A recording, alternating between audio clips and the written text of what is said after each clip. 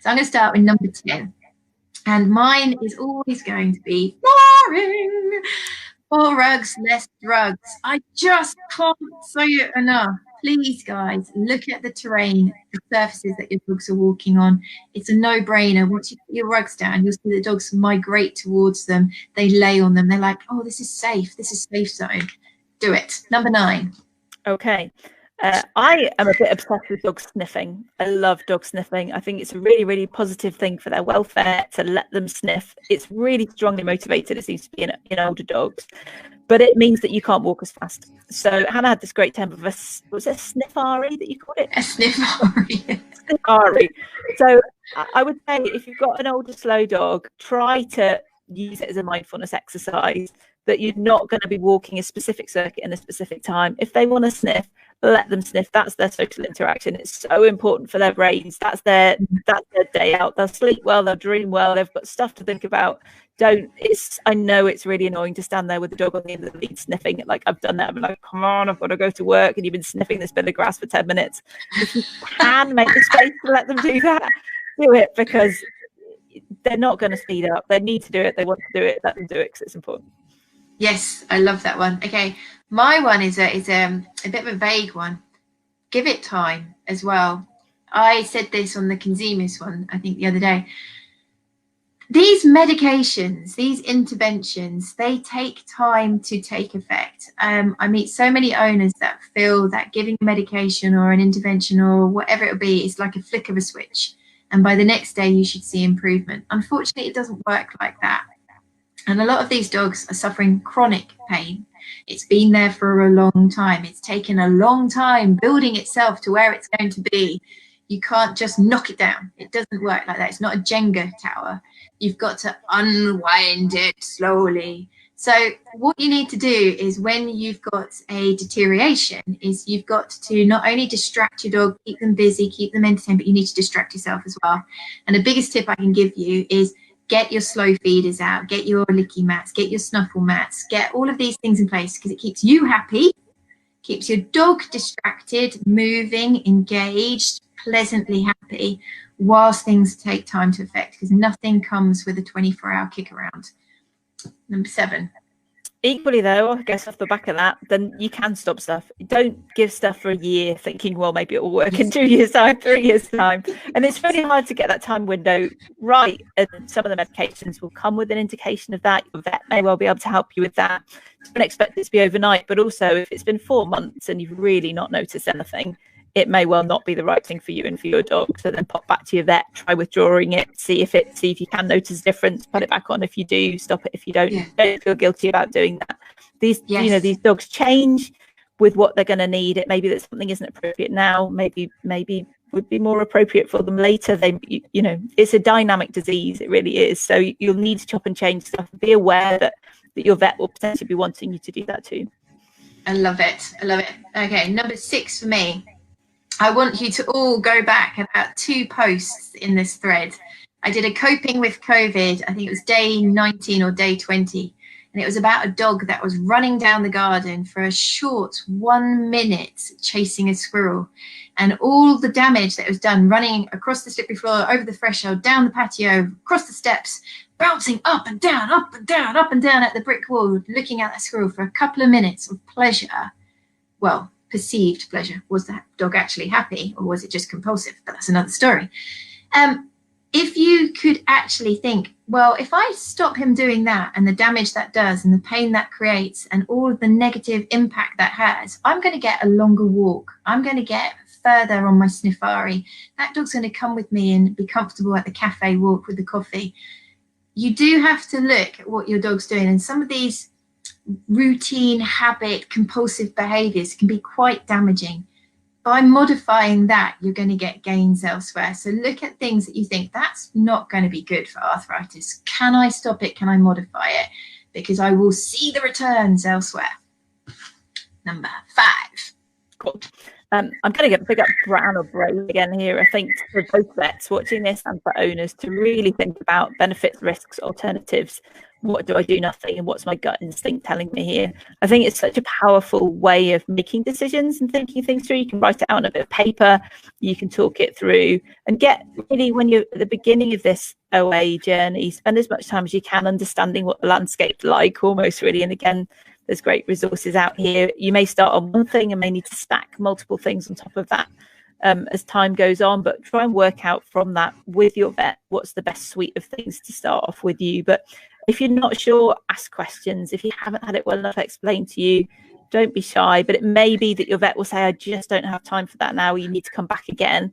But, you know, it is worth paying for that. Do make that separate appointment where you've both got the stress-free time. You can even potentially leave your dog at home or do it on the phone, like talk to them about what's possible. But you know, those are the really important conversations to have. The more you understand, the more you can build up a relationship together at the beginning of this disease, the better outcome I think you'll probably have, because you'll be working in partnership rather than working at potentially cross purposes. Love it. And I'm going to add to that with number 4 is that Cam has just done a 12 webinar series courtesy of Hills Pet Foods that's gone out to 1,300 vet nurses around the globe now. So we're talking great numbers. Those nurses are gagging to run OA clinics. They are desperate to be showing their skill base, their talent, their empathy, their knowledge. Go to your vets and say, you know, do you run an OA clinic? Do your guys run your nurses? Are they doing anything? Generally with a nurse clinic, it will be of less expense. Many of them do charge, but it's a nominal fee. They're longer, so you will find that they're a lot longer. And nurses have been found to be better listeners, and they offer more empathy. And they've even been found to potentially be more able to identify pain. So please do make sure that you use your practice resources. Nurses are fantastic. Number 3 for you. Potentially a bit of a tricky one, I think. There's another conversation that came up lots in my thesis that we don't necessarily have as well as we could do, is around the really sad topic of euthanasia and how we decide about when to do that. And I think this is a conversation that sometimes vets and owners both want to have, but are too worried to engage with the other one. The owner's a bit worried they'll be judged if they start talking about this too early. The vets worry that they're going to hideously upset an owner if they start talking about it too early. But it is something that, unfortunately, for lots of dogs with arthritis, is a decision that you probably need to make. And there's loads of great resources out there, but also to really flag Blue Cross Pet Bereavement Support Service it's a free phone line. They've got an email service as well. They're really happy to talk to owners in what we call this anticipatory grief phase, which is before you've put your pet to sleep.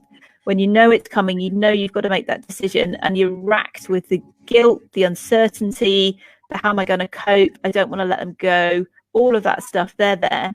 And equally, if you feel like that, do talk to your vet about it, around setting some ballparks and around what will happen. You know, your vet can talk you through what would happen on the day, what your options would be for afterwards. And just knowing that in advance can sometimes really, really help set your mind at rest, that you've got a plan, that you know what's going on. So it's really sad to talk about it, but it is something to not, you know, if you are worried about it, do engage in it rather than just shying away from it. That's a really tricky one.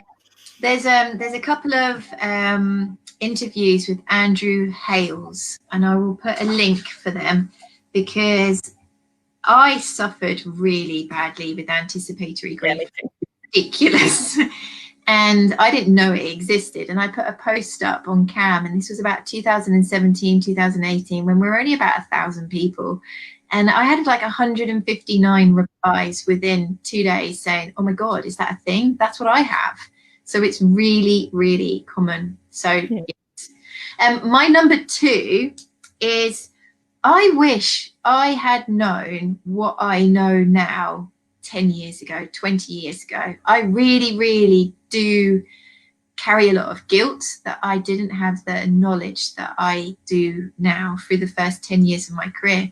Now, how can we get around this? How can you guys make me feel better? Because I'd like you to. Talk to other people.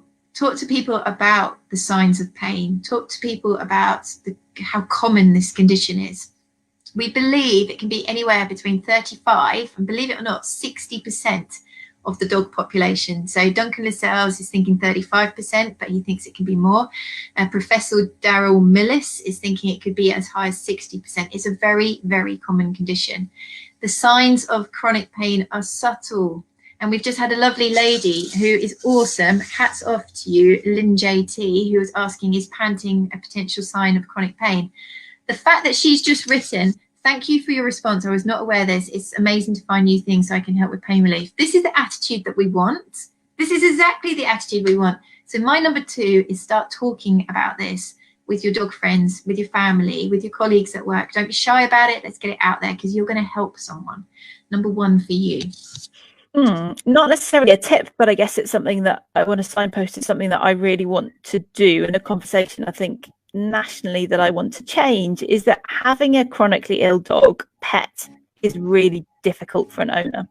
And I'm, I guess, giving the space to say, I totally acknowledge that that's true. There's guilt, there's anticipatory grief, there's money, there's the time these things take, there's all the vet bills, there's so much uncertainty. And that is common and it's normal, and it's not just arthritis, it's epilepsy, it's all of these conditions. And as a society, we're really, really bad at recognizing that. And so one of the real things that I want to do with my research and the research I continue to do is try somehow to start changing that national conversation where we start to acknowledge that looking after an ill pet is really tough.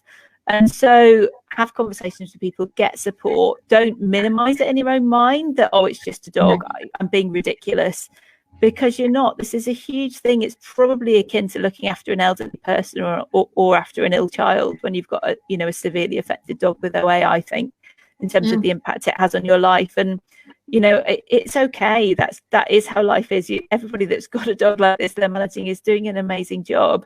But you'll need a break. You'll need somebody to talk to. You need support. And as a society, we're really, really bad at this. Is an invisible bit of work. And I really hope that over the next 10 years, that's something that we can change, that we can start to change societal attitudes about just how tricky this is. And we're not there yet. And it's crap that we're not, but we will.